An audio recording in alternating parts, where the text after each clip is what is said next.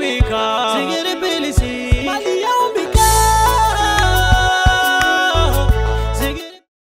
doni blon tiɲɛ kɛnɛ fɔlɔfɔlɔ laadala ko la hɔrɔnya kuma tun bɛ fɔ bulon kɔnɔ maasɛbɛ kuma bɛ fɔ bulon kɔnɔ ni y'an sigilen an ka bulon kɔnɔ dɔni sɛbɛ dɔni tiɲɛ o bɛ fɔ yan de ni ala sɔnna ma ka foli kɛrɛnkɛrɛn k'a di filɛbaga bɛɛ lajɛlen ma cɛ ni muso denmisɛnnin maakɔrɔba mali kɔnɔ i n'a fɔ mali kɔ kan k'a fɔ a bisimila a ka émission ka dɔni bulon a bɛ kɛ balimakɛ n'a denkɛ fɛ Sila Gawlo Njayi ni belebele bɛ jɛ a kɛ ɲɔgɔn fɛ Cheikh Mohamed Kulibali Baseko ale taama se commentaire la nɔ yelen don mali kɔnɔ nɔ yelen don mali kɔ kan ni ala sɔnna ma kɛrɛnkɛrɛnnenya la minnu sɔgɔlen don an ka page la Zikiri Plus numéro 1 de l'actualité musulmane an tɛ sɛgɛn aw foli la inchallah salamu alaikum wa alaikum salam wa rahmatullahi wa barakatuh ni y'an sigilen an ka laadana kɛnɛ kan dɔnni tiɲɛ kɛnɛ a wulibali kɛnɛ inchallah n'ala sɔnna ma a bɛ foli di kanubagaw ma ni ala sɔnna ba'da a'udhu billahi min shururi anfusina من شر الشيطان اللعين الرجيم بسم الله الرحمن الرحيم اللهم صل على سيدنا محمد الفاتح لما أغلق والخاتم لما سبق ناصر الحق بالحق والهادي إلى صراطك المستقيم وعلى آله حق قدره ومقداره العظيم نحييكم بتحية الإسلام على وهي السلام الله عليكم ورحمة الله وبركاته أنغرا موسيلا ambe tangani ala fe ka bo shaytan torola ko ngayre ko ti kanama baraw barake kanga tangani ala fe ka bo ibilisa torola o ko fa manzini ala to barka mabbe ala mi jenne matiki la hara hinatiki do ko fa mi sodi chaya kada muhammad sallallahu alaihi wasallam muhammad mi ni on kara man to ni man to ya mi ni sarata ala fana ka ala tanundi alhamdulillah ko fe ambe Zikiri Plus la jaba befu aw bela jelen fo aw mun kra sababu ye bi kan ko nunu sinzi karama de mbo dibiula karama de mbo tununa karama de mbo jamhona ambe aw befo la ka an la jaba ana partageru ana ankara mo nyon ambe bela jelen fo danti foli mina kayini ala fe mamun ka sababu ambulo ala ku kunshama ya rabbi mamun ka sababu tambulo ala ku nyeshin fama na ka sababu romina ala kan labanya ya rabbi inshallah kadega fulga sanuman bainga murke ame foli kerengena ka di yere ma bamanan gote buya be mande buya masigi be mande foli beleba o yere tay ni an sigile yanga émission kenaka na ala sona ma bi atike bashiye kana be dese mo munu nyamena da jenga a partager pour que mo ka nafa soro ala na ala sona ma ni an sigile murke bi mi fe anga kuma nafolo ko kan folo parce que émission waati la ko do an na se ka bɛɛ fɔ mais an bɛ an da maga dɔw la ala tɔgɔ dɔ bɛ yen fɔlɔfɔlɔ karamɔgɔw u bɛ mɔgɔw dilan n'a ye an yɛrɛ bɛ to ka segin an yɛrɛ ɲininka kuma dɔ la est ce que ala tɔgɔ ninnu tununa de wa walima u bɛ u wuraniyaw de taara wa walima u barikaw de banna wa an t'a dɔn min yɛrɛ don sa lama kana jakada Allahu akbar alhamdulillah rabbil alamin ankara mugosila Gawlo Njayi fo e ka ni recherche nuna ka ala to recherche ka bali ka question chu anka camera jodi anka da to seka chala bawo ni kuma chuni kan da to seka chebli wala be min do ina kuma kwasa kada kallama kana jakada ye kuma kuntike ni minya an ga fɔlɔ makɔrɔw ka daminɛ Alhaji Umar Taliwula kana se Cheikh Tijani ni Cheikh Ahmad Hamawlahu kana se Ɲɔrɔnbuye o ma bi ti se olu ye ɲɛnamaya ibtidaiya kɛ ala tɔgɔ minnu kan n'o ye takasusu kɛ ala tɔgɔ minnu kan o ye ala sɔrɔ ni ala tɔgɔ minnu ye u ye diɲɛ ni lahara sɔrɔ ni ala tɔgɔ minnu ye sala o ala tɔgɔ ninnu a barika de banna wa walima hadamadenw de banna wa mun de bɛ yen sida ala tɔgɔw bɛ yen ruhaniyaw ma taa ruhaniyaw bɛ yen bawo ruhaniya bɛ si min sɔrɔ ala delila yɛrɛ t'o si sɔrɔ jinɛw bɛ si min sɔrɔ ala wulila yɛrɛ t'o si sɔrɔ o de kosɔn o ye hadamaden a cu i k'a suma i k'a bɛrɛbɛ i yɛrɛ ma i natɔ do i tatɔ do i na waati dɔnnen do wa i ta waati yɛrɛ dɔnnen o tuma na i bɛ ka jinɛ mun wele bi a dɔn e nana k'u to yen wa i bɛ taa k'u to yen jinɛ kelen bɛ se ka san 1000 sɔrɔ anw ka si cayalenba ye san 100 ye o san 100 yɛrɛ t'o bɛɛ kɛ sikisɛ la o tuma na hadamaden k'a tun ka sumaya bon hadamadenw de ye barika banna ni n ko hadamadenw barika banna lamɛnbaaw ka hakɛ to hadamaden dɔw de barika banna ni hadamaden dɔw fana barika banna lamɛnbaaw ka hakɛ to minnu kan ka maaw mago dilan olu de kan ka kɛ barikatigiw ye o barikatigi ma de dɔgɔyara bi sila maa bɛ mɔgɔ ɲɛlaw kan ka kɛ maaw de ye ala ka ikhtiyaru do k'u kɛrɛnkɛrɛn k'u sin n'u bɛ se ka hadamadenw mago dilan comme il comment tu olu ben no fe o ye mi foto ko na émission yi wati la kodi comment be mi no fe no la ma khana jakado la ma khana jakado ala toko mi sila ka kene a foto ko la aka kene a barato ko la aka kene a fembela la ma khana jakada leme ba do be se ka me ka fokale a don ni muso ko baradi do be se ka me kale a don ni ka mo bla ta tunga fedi do be se ka fokale a don ka mo bo kasula kana nay keneka do be se ka fokale a don ka jibo kolona kana nay ni kolona be ka jibo bala kana nay kolona do be se ka don wi do be se ka don ni karamo be fe ka soko na ka suma ka comme climatiser bala do ba don wi Allahu akbar do ba don kan muso sama ka di cɛma muso tɛ cɛ min fɛ walama ka cɛ sama ka di muso ma cɛ tɛ muso min fɛ walama ka papier nɔgɔya mɔgɔ ye k'a to tunga la walama ka baara nɔgɔya mɔgɔ ye k'a to tunga la sila lama kana jakada bɛ nin bɛɛ kɛ ni ko lama kana jakada a bɛ i n'a fɔ ni ko misala famille Kulibali famille Kulibali kɔnɔ t'a sɔrɔ kurangɛna b'a kɔnɔ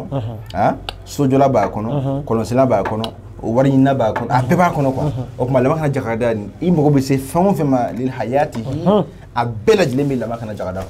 dɔrɔn ne tɛ nin de dɔn a la ne t'a dɔn k'a bɛ se ka nin de kɛ ne t'a bɛ se k'a bɛɛ kɛ an yɛrɛ ye min dɔn a la o ye fitinin de wa ma awtitum illa min qalil ala ma foyi d'a ma ka bɔ fɛnw na fana kɛra fitinin de ye kumabaw bɛ ala bolo ma ni sara ala yala bɛ caman d'i ma o lama kana jakada n y'a dɔn ni fɛn caman ye an t'a dɔn i ka ɲininkali bɛ a min kan bi n'an b'o walawala ala kira mandenw ye inshallah bi an ka ɲininkali bɛ min kan baro diɲɛ laban in na bɛɛ de bɛ ka girin ko nafolo lama kana jakada ye e bɛ se k'a kɛ ka nafolo di adamaden ma alhamdulillah an bɛ ala tanu nin ye kuma ba de ala de bɛ se ka ko bɛɛ kɛ nka ala ye sababu di adamadenw ma o de ala b'a fɔ fatabi sababa li kulli shay'in sababa fɛn bɛɛ ye sababu de ye ala bɛ se ko bɛɛ la ala ye ko bɛɛ se to a ye k'a yɛrɛ bɔ ko dɔw la k'o tigiya to dɔw bolo o tuma adamadenw a ye to an ka sɔn ɲɔgɔn ye a ye to an ka da ɲɔgɔn na n'an dara ɲɔgɔn na barika b'o de la n'i nana karamɔgɔkɛ ma ni siga ye dɔrɔn depuis ye i ka ko tiɲɛna siga man ɲi an kana siga ɲɔgɔn na sila anw tɛ se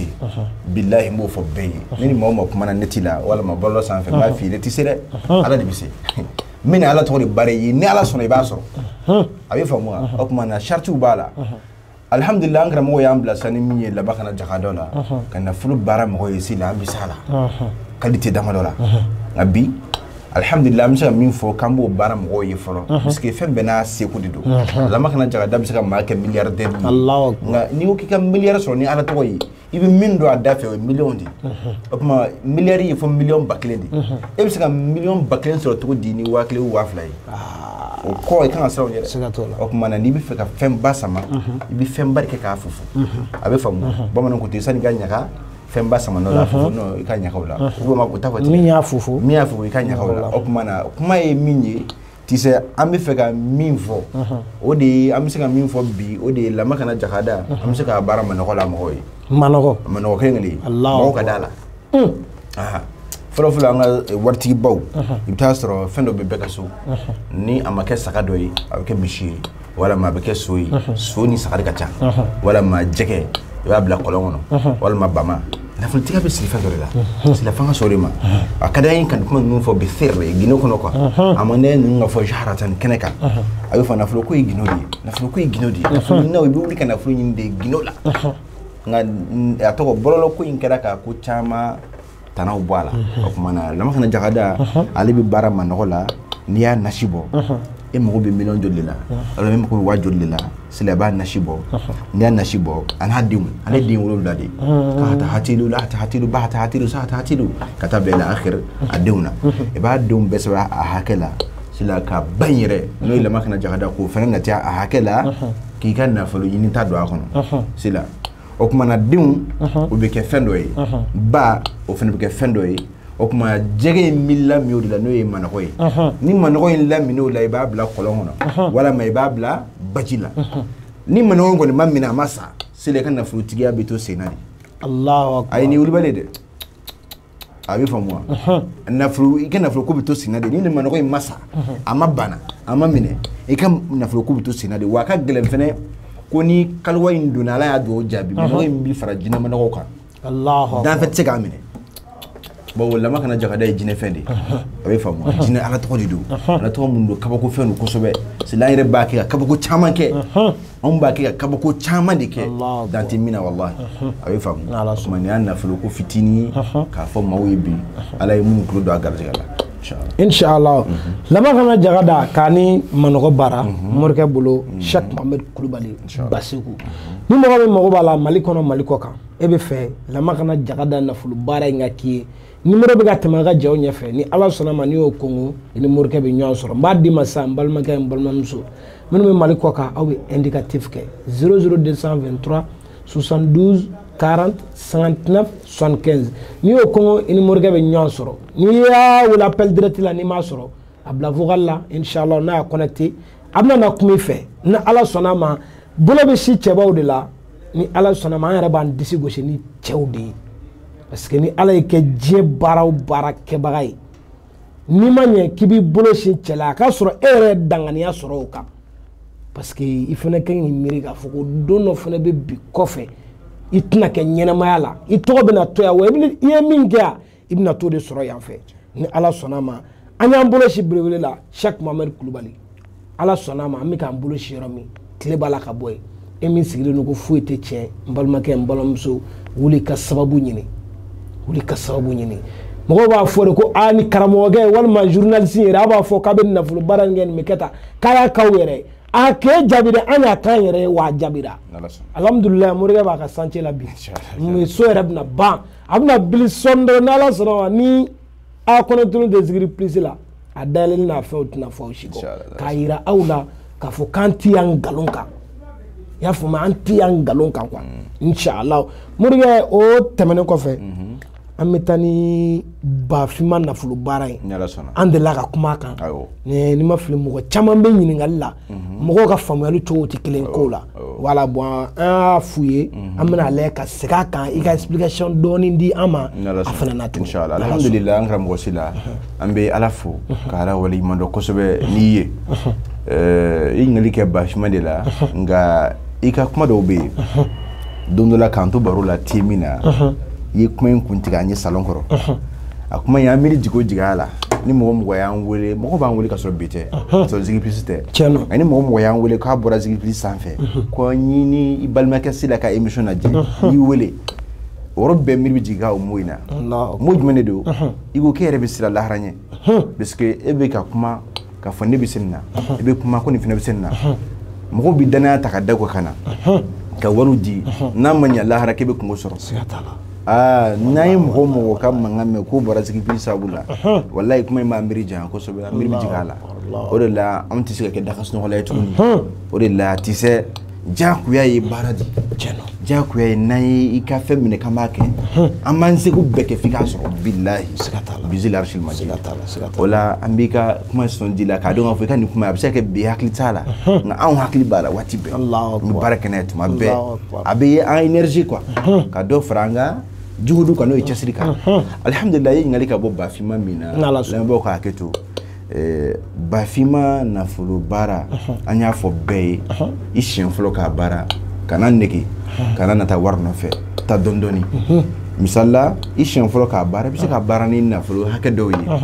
akuma na ni akalwa duna ka urju ke ni o na fulu soro akuma na obise gi permet ba barani o soro ma fly akuma ni o fena soro obise gi permet bise ka barani o soro ma sawai etc fo akudamu bita son yi akuma na obise ka chaman dima al mordiala ishin flo kala to min bara ni negera a million ta million mo na fe ka kalwa do ibise ka bita wa ke wa bidu resoro biskala to nti don flo o li ka confiance da la to do la ka won mu ci ka dima al bangi fle no fe ka war dima ubi tiga kula jeri centewa nu yayi ka fo karsa boy nana ni wara ken ni no million tan nga na funa fe mun be bolo fe ka bara min ke cena on tika dela ka million tan di nga million fla be omne ota o yeni mo go ced dara kuma est ce que dinob na o tambe ki dema kuma tan ko ti dondi ayu fa mo ni mo go be ba fi mana flu barla ibse ka bara million kili ni million kili soro sila na flu anyoro fo be buru fo bali murde nyoko alin karamo ma fo be ana to be sika million kili dima wallahi o tien sika tala million kili nga changui aka chane ayu fa mo ana to sira ka million kili dima sila o tien o bara be million fla dima sigi ka bara be million tamboyi segi ka bara bi million kɛmɛ di ma billahi na kana nata ka girin ka million kɛmɛ ni million mugan do akono ka sɔrɔ I ma fɔlɔ fitini na fɔlɔ an b'o fɔ bɛɛ an bɛ tiɲɛ ka wallahi an bɛ tiɲɛ kan wala an bɛ tiɲɛ fɔ mɔgɔw ye lahara bɛ yen quoi an bɛ sa an denw bɛ to an kɔ yan o kuma an ti fɛ an denw ka kɛ boloshin fɛn ko karisa karamɔgɔba in den fɛn k'a kɛra ta Allahu akbar misiri wele selitigɛ misiri min na an bɛ siran o ɲɛ quoi o de la hadamaden hakɛ siran ɲɛ zulmun jɔnni de don n'i m'i kɔlɔsi dɔrɔmɛ kelen fantan ka dɔrɔmɛ kelen minɛli k'a dun k'i bɛ se ko la k'a bɛ jamana ja i bɛ jamana ja sida lahara ko don de a ma nɔgɔn dɛ yanni lahara yɛrɛ cɛ Ala bɛ k'i dɔ tigɛ diɲɛ na o kuma na a ye to an k'an se kɛ an se ye min ye nin ye o ye bi o ye nin ye a ye faamu wa o kuma na ni min y'an wele bafinma baara la o de ye nin ye ni aladeli in kɛra k'a ban a bɛ d'i ma I bɛ ba in da k'a kantigɛ silamɛ ka kantigɛ cogo la k'a sogo sarada a sarada hakɛ bɛ f'i ye ba in kunkolo a n'a se nasi bɛ kɛ k'o de tobi n'i ka denbaya b'a dun bɛ yɛrɛ tilema dun ni kiriya dun a tɔ ni dɛsɛ yɔrɔ min na I bɛ taa sumaya bɛ kɔtigɛ yɔrɔ min na san kɔnɔ I bɛ taa o yɔrɔ sen k'a nɔgɔ a tɔ bɛɛ k'a la I ma se ka fɛn minnu don a la i b'o bɛɛ k'a la ka datugu I b'an wele an bɛ sɔrɔ ka kaliwa don n'a kaliwa donna I bɛ nasi in ko tile hakɛ dɔ la sila I ye nafolo hakɛ min don a kɔnɔ Ala b'o d'i ma siga t'a la billahi a t'i yɛlɛma fiyewu a bɛ faamu wa nka daminɛ la taa n'a ye dɔɔni dɔɔni inshallah komi réseau la ko don waati ko don an tɛna se ka kuma a bɛɛ lajɛlen kan an b'a di aw ma globalement c'est à dire dakuruɲɛ damadɔ synthèse k'a synthèse k'a di aw ma quoi pour que a k'a faamuya o bɛɛ lajɛlen kɔfɛ ni min bɛ fɛ ka kuma ni morikɛ ye numéro bɛ ka tɛmɛ jaw dugu ma n'i y'o kɔngɔ inshallah ni Cheikh Mohamed Kulubali Baseku a bɛ ɲɔgɔn sɔrɔ ni Ala sɔnna ma ko min bɛ ko tɔ la o bɛ se ka ɲɛfɔ e ye bamananw ko ten ni ji min bɔra manɔgɔ da o de sumalen don k'a yira aw bɛɛ lajɛlen na k'a daminɛ an ye émission daminɛ don fɔlɔ min fo ka n'a bila bi fɛn fɛn sigira sen kan a bɛɛ bɛ en place a si ma changer a si ma yɛlɛma parce que an ye ko in daminɛ Ala kama de voilà k'a fɔ ko dɔ farala fɛn dɔ kan walima dɔ bɔra fɛn dɔ la a bɛɛ bɛ a cogoya kɔrɔ la mais komi sigi o sigi an bɛ dɔ de ta ka dakuruɲɛ damadɔ fɔ o la pour que mɔgɔw k'o faamuya ni Ala sɔnna ma bi ni ne tun b'an bolo k'a di kanubaw ma Lamakana Jakada ale ni manɔgɔ baara wa ni bafima mɔgɔ de y'a ɲini k'an ka sigi bafima in kan ka faamuyali dɔɔni di parce que mɔgɔw ka faamuyali cogo tɛ kelen ni Ala sɔnna ma wusulan dɔ fana bɛ labɛn na ni Ala sɔnna dɔgɔkun nata an bɛna na kuma wusula in kan kabako fura min fana ni mɔgɔ bɛ ka ne yɛrɛ wele a nɔfɛ ne yɛrɛ fura min utiliser fura in bɛ yen ni mɔgɔ b'a la I bɛ morikɛ wele ni Ala sɔnna ma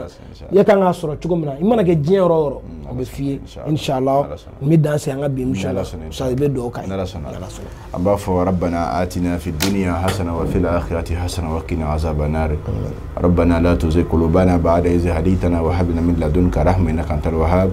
allahumma salli ala sayyidina muhammadin al-fatih lima ughliq